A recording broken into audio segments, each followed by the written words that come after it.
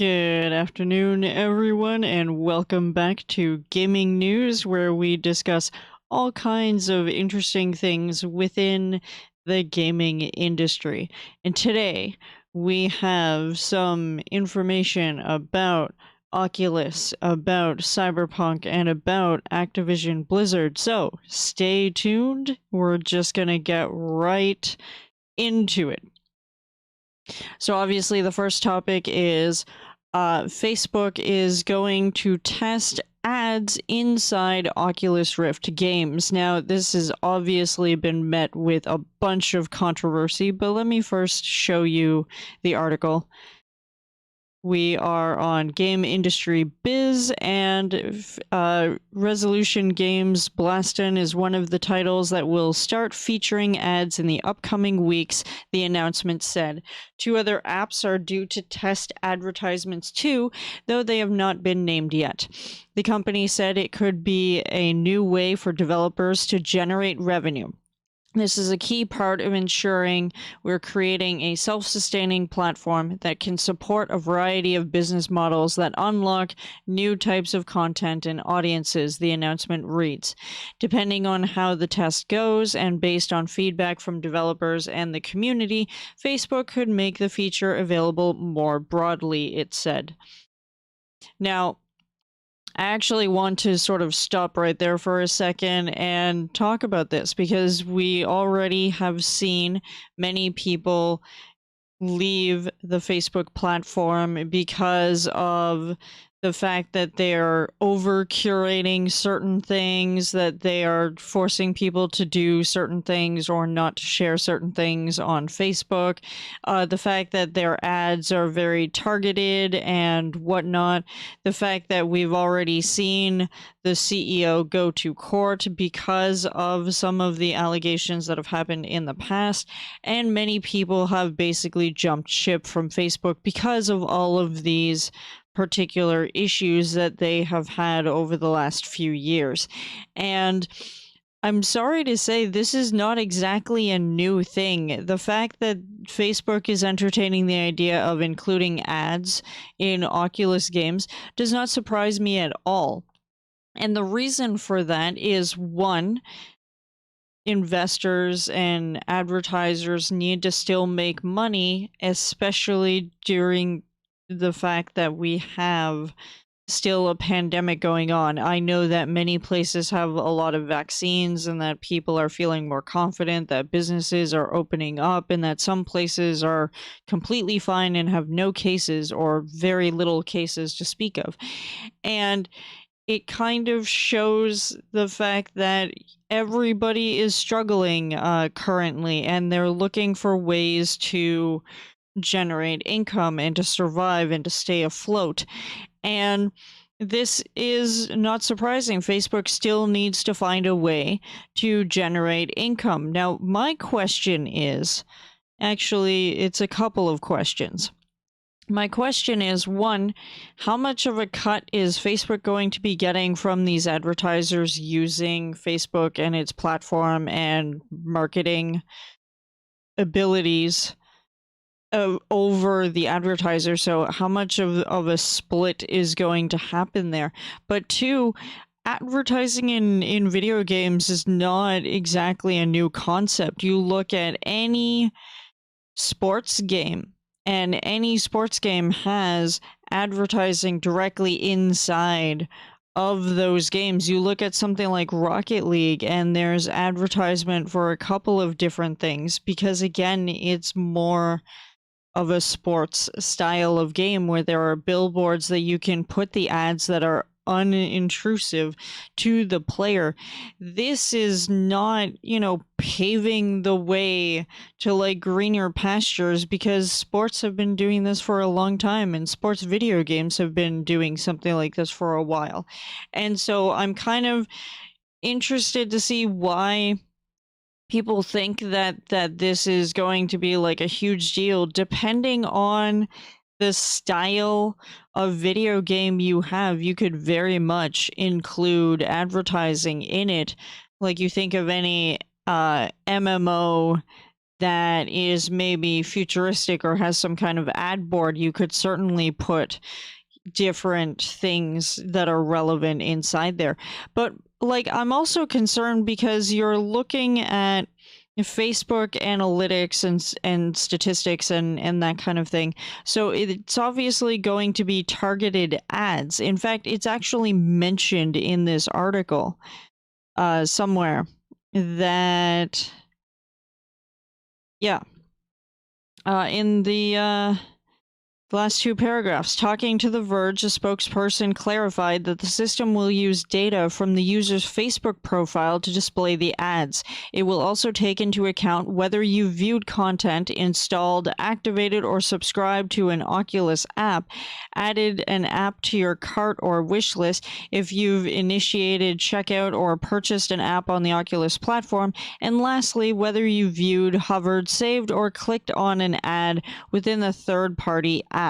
Facebook announced last year that it would require users to log into Oculus VR devices using Facebook accounts.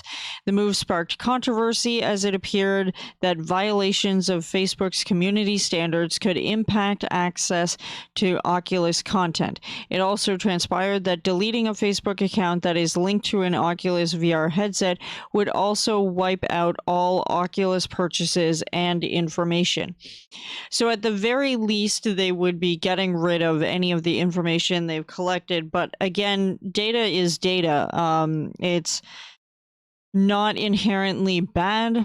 It's not inherently good. It depends on how those are used. And I've often touted the idea that I am not so worried about ads on my channel or on my content as long as it's ads that make sense.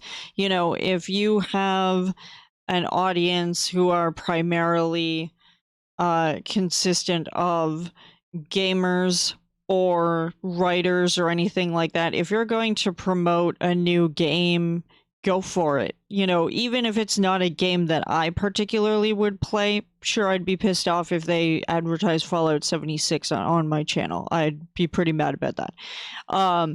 You know, if you advertise Anthem, that also can die in a fire. If you advertise No Man's Sky, I'd be a little bit upset about that as well. But that I'm not going to sit there and say you cannot put those particular ads on my channel because they're relevant to the viewers. What I don't want to see are like erectile dysfunction ads because it's not relevant to me. Does that make sense to you? Like, I don't care if you're going to use targeted ads to the person. I do care that you're going to use all of the information through Facebook and that it's required to use Facebook to do that.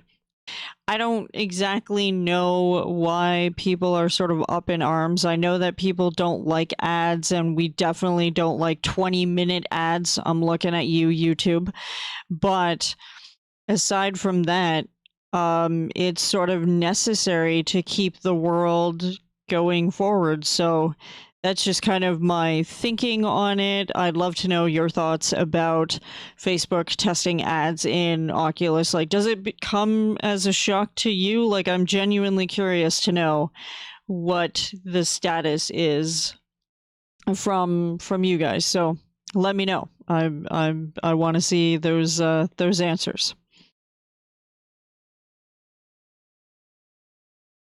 So the next thing I am going to cover is something that I know many people have sort of forgotten about or don't care about anymore, but to me it is relevant for multiple reasons. So CD Projekt Red says Cyberpunk 2077 will return to Sony PlayStation Store on June 21st. So that is actually in a few days from now, believe it or not. So it has been more than about 6 months since Sony PlayStation took Cyberpunk off of their store, saying that it was not good enough, that most people couldn't run the game, that they couldn't do anything about certain things, that there were so many bugs and graphics issues and whatnot that Sony made the command decision to just full remove it without really giving CD Projekt Red much chance to reconcile. And so now they're going to put it back on the store. And the news came in a regulatory disclosure by Cyberpunk 2077's developer CD Projekt Red's parent company, saying Sony had agreed to reinstate the game. A CD Projekt Red spokesperson declined further comment about Cyberpunk 2077's return, including what potential bug fixes or other updates the new version offers. In a statement to Polygon, Sony confirms the news, but said that it still doesn't recommend playing the game on PlayStation 4. Users will continue to experience performance issues with the PlayStation 4 edition, while CD Projekt Red continues to improve stability across all platforms. Sony Interactive Entertainment recommends playing the title on PS4 Pro or PS5 for the best experience, a spokesperson said.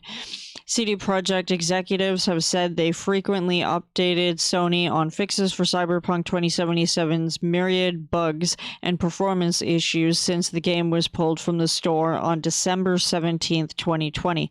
The studio has released numerous patches for its console, PC, and Google Stadia editions.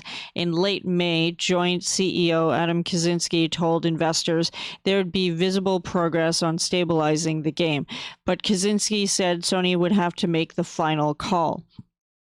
And this is important. He understands that it was below expectations, that if they were going to get in the good graces and reboost their sales, because they had initially super strong sales and pre-orders prior to December and then in December, but then was wrought with so many issues. Now, I did do a review of Cyberpunk 2077, which I will link, and I gave it a 7.5 score out of 10 because of a variety of different issues. And I have to say that even after continuing to play the game on my original game through at least 2 of the patches, because I haven't loaded it up in the last day or so since they've released the new sort of patch, most of the things they have fixed have had more to do with individual quest bugs and like smaller things that I have either completely already passed, so I haven't seen any of the performance changes in that regard. And as for visual issues, sometimes cars are still slightly below the cement. Sometimes people will still appear out of nowhere. I know after the first 2 patches, I saw cars drive through a cement barrier as though the cement barrier wasn't there. I have still seen like a number of weird things. I have never seen T-posing at all in my playthrough, even from the beginning. And remember, I'm playing on PC. But one of the things that I can say that has changed and that has aggravated me substantially is with all of these bug fixes, I have a harder time getting my character to crouch and to stealth now. And I don't know if it's as a result of the fact that some of these bug fixes are not pushing through to my specific game because of how far I am in the story, or if they broke something in fixing other bugs and it has sort of caused this weird chain reaction. I don't know what it is that they may have screwed up in the interim, like in the beginning, but as much as I absolutely still love the game, it still has some weird issues that I don't know if they know how to fix, because many of the fixes that they've already given are specific to quests and side jobs and gigs. They're not specific to the UI changes or any of like the performance changes. They say there are performance changes, but we don't actually know what they are because they don't exactly outline them in the massive posts. So I don't know what CD Projekt Red is doing right now, but I would also caution people, like, if you're going to play this game, I would definitely say play it on PC, but don't expect it to be a miracle because there's still a great number of strange issues that keep popping up that I don't know what is going on. And I just hope that they get it to a state that's better than what it is. I don't know if it's because I need to start another playthrough to really see the differences, to see if I don't have the issues that I have currently, but I would severely caution people, if you're going to get this game on PlayStation, I feel like there's still going to be a number of issues and people might be still very disappointed even after all of the things that they have given to Sony about the improvements. So just keep that in mind. It might still take another year or so before the game is fully fixed. So take that for what you will. And the last thing I would like to cover is an update as to Activision Blizzard and their decision when it comes to Bobby Kotick's pay. So Activision Blizzard is pushing back the final decision on changes to executive pay as it claims shareholders need more time to consider the matter. The company has been under fire for the past year over the subject, particularly the $154.6 million compensation package for CEO Bobby Kotick. Executive pay was one of the items on the agenda at the company's annual meeting yesterday. While most items were approved by investors, Activision will reconvene the meeting on Monday, June 21st, to focus solely on the issue of pay, Bloomberg reports. Speaking to the site, the publisher said the delay requested by shareholders is in the best interest of shareholders and will give investors adequate time to review and consider the company's recent responses to statements that were published and recirculated about the company's executive compensation practices that the company believes to be misleading. The statements Activision refers to includes frequent criticism for the CTW Investment Group, an organization that aims to hold companies accountable for irresponsible and unethical corporate behavior and excessive executive pay. The group urged shareholders to vote against last year's say on pay proposal, arguing the company continued to grant Kotick outsized equity awards. As a result, only 57% of shareholders approved the pay package, a decrease from previous years. And that's kind of huge because in previous gaming news episodes, we have frequently talked about Bobby Kotick and how much he really doesn't deserve the billions and billions of dollars he's receiving in compensation and bonuses that are actively stated in the contract, which we also took a look at. And the fact that he did recently take at least a 50% pay cut is an improvement, but there's still a lot to be said for what is expected from Activision Blizzard. Activision Blizzard shareholder meeting being delayed to really think about the amount that he gets from salary and bonuses and whatnot based on performance. I hope they really take that to heart, and I hope that he gets his shit together, although we all know that that's less likely. But maybe he will see the light and realize that people will not stand for his crap anymore. And maybe the giant pay cut will give him a smack in the face to say, maybe I should stop treating my consumers like fucking trash pandas. So that's all I've got for you today. I hope that you had a wonderful time during this week with Summer Games Fest and E3. All of that I'm going to cover in my article, which should be released tomorrow. If not tomorrow, then Sunday. I'm going to try and jam in as much information as possible into that article to cover all of the interesting announcements, both good and bad. And I'm curious to see what you guys are excited for. And in the meantime, thank you so much for being here. You all have been wonderful. Thank you for being Patreon supporters, and I will see you in the next video. Goodbye.